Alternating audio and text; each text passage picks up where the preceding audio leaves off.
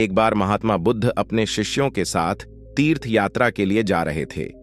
चलते चलते रास्ते में एक गांव आया। महात्मा ने कहा, आज का विश्राम इसी गांव में करते हैं। यह कहकर शिष्यों सहित उस गांव में चले गए।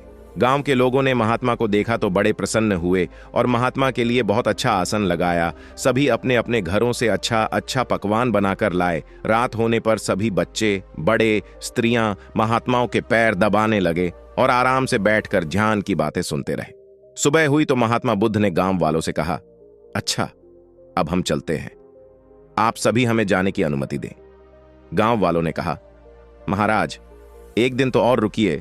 लेकिन महात्मा ने कहा, नहीं, अब हम जाते हैं, कभी फिर आएंगे। यह कहकर महात्मा चलने लगे और चलते हुए महात्मा बुद्ध ने गांव वालों को वरदान दिया और कहा, सब के सब उजड़ जाओ। ये वरदान देकर महात्मा चले जाते हैं। चलते चलते शाम हुई तो महात्मा एक दूसरे गांव में पहुंचे। वहां पहुंचते ही बच्चों का बड़ा सा झुंड दौड़ा आया और महात्माओं को चारों तरफ से घेर कर कोई मिट्टी फेंकता है तो कोई कीचड़ फेंकता है। शोर मचाने लगे। महात्मा लोग बड़ी मुश्किल से उनसे पूछा छुड़ाकर एक जगह गए और जो अपने पास फटा पुराना कंबल था बिछाकर बैठ गए। काफी देर बाद गांव के कुछ बड़े व बूढ़े आए। वे सब भी महात्माओं को देखकर हंसने लगे और मजाक उड़ाने लगे। एक जवान ने तो महात्माओं का कंबल ही छीन लिया और कहा, इनके क्या काम आएगा, कम से कम मेरी भैंस तो ओढ़ेगी। वे महात्माओं का अपमान करते हुए चल गए। महात्माओं ने भूखे प्यासे रहते हुए बड़ी मुश्किल से रात बिताई। सुबह होते ही महात्मा चलने लगे और चलते हुए महात्मा बुद्ध ने गांव को वरदान दिया कि सब के सब बसे रहो। गांव से काफी दूर जाने के बाद जंगल में एक तालाब आया और कुछ फल के पेड़ नजर आए तो महात्मा बुद्ध ने कहा, बच्चों, यहां थोड़ी देर विश्राम करते हैं। वहां महात्मा लोग फल खाते हैं और तालाब का शीतल जल पीते हैं। तब एक शिष्य ने कहा, महात्मा क्षमा करे, हमें एक बात खटक रही है, आप नाराज ना हो तो हम पूछ सकते हैं।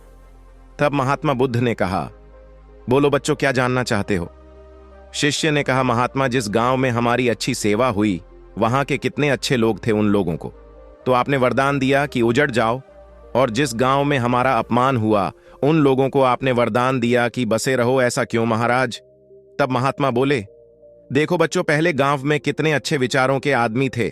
वह आदमी उजड़ जाएंगे तो दुनिया के कोने कोने में फैल जाएंगे और जहां भी जाएंगे सभी को अच्छे विचार सिखाएंगे। इसलिए मैंने उनको उजड़ जाने का वरदान दिया। और जो दूसरा गांव था वहां के लोग पापी और बेवकूफ थे। वे जहां भी जाएंगे तो अन्य लोगों को पाप व अन्याय करना ही सिखाएंगे। इसलिए उनका एक जगह ही टिका रहना ठीक है।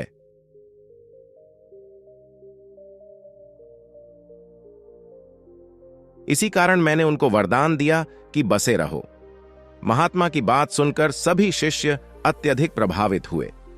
तो दोस्तों, वीडियो कैसी लगी कमेंट सेक्शन में जरूर बताएं और चैनल को सब्सक्राइब जरूर करें।